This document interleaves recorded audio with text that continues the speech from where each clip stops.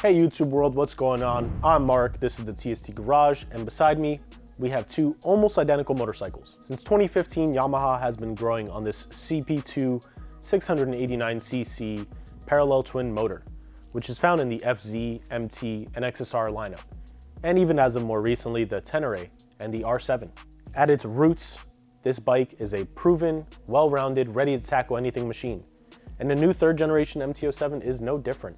Sporting the same frame, motor, seats, rear sets, suspension, and most of the braking components, this bike is the same. And outside of a few changes internally in the motor to meet Euro 5 emissions laws and a few aesthetic things, this bike really is the same thing we first saw in 2018 with the second gen MT-07. So what exactly is different on this third generation bike? And is it worth it? Well, to begin, Yamaha sent this bike under the knife and gave it a facelift.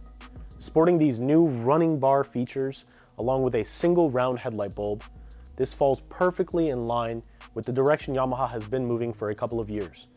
And this first started in 2015 with the new redesigned R1, which, by the way, most people did hate initially. Moving back slightly, we do have an upgraded dash, and it's in color, sort of. It is an upgrade to the previous generations, but still leaves a little bit much to be desired when you look at some of the other bikes that have full color screens.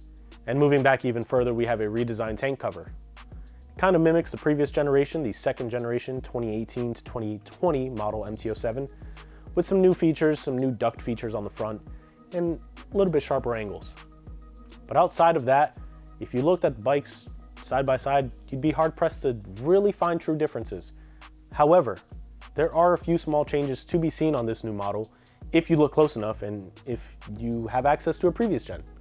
For example, we have these upper fork guards, which are wrapped on the same exact forks that we have seen in previous years, but aesthetically, they look nicer.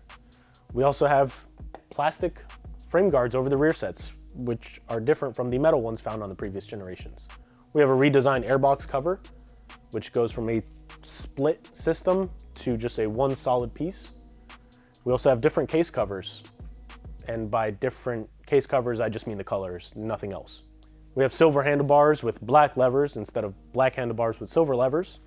The rotor system on the front and rear are full radials versus the previous generation, which featured wave rotors. So all of these small changes do add to the overall look of the bike. However, again, at its core, it is the same bike, which is kind of a good thing, because for companies like us and for riders like myself, a lot of the parts will transfer over. In fact, our entire parts catalog for the previous generation MT-07 will actually fit the new generation. There might be small electrical plug differences, so be sure to shop for your bike. But at the core, all of the parts are virtually the same. And that can be said for a lot of aftermarket parts for this bike. So with the upgrade in MSRP and a few aesthetic changes, would I make the jump? Probably not. But that is only because I already have a bike. I already have this MT-07. If you watch our R7 first ride review, and if you haven't, you should probably go check it out because we had some fun. But if you watch that video, you will know that I mentioned if I was going to upgrade from my current 2018 MT-07, Yamaha would have to introduce a few changes to the MT-07 platform. And well, for me, they kind of missed. They only really hit on one thing, which was the upgraded dash. And even that still leaves a little bit more to be desired, yet again. I can't justify the increase in cost. However, for any new rider out there who is looking for a new bike, they want to try something new, or maybe it's your first bike and you want something that's very fun and friendly, easy to ride, and you'll be happy with for a little while. I think this new MT-07 is a perfect bike to hop on. And in fact, if I didn't have this one and I took that one for a test ride, I would 100% buy it with no questions and no hesitation. It is a well-rounded, proven bike. This bike has been the same since 2015. People have been stunting them, have been racing them, flat tracking them, touring with them. It does it all, and it does it all well.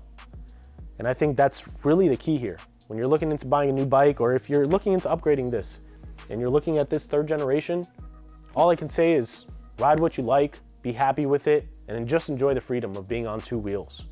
But for now, that's all guys. It's been a pleasure breaking down these two generations with you, and I hope you all enjoyed it. If you have any questions, comments, concerns, things you notice between the two generations, or if you want to express that you like one more than the other, leave them in the comment field below. If you haven't already, hit that subscribe button and turn that notification bell on.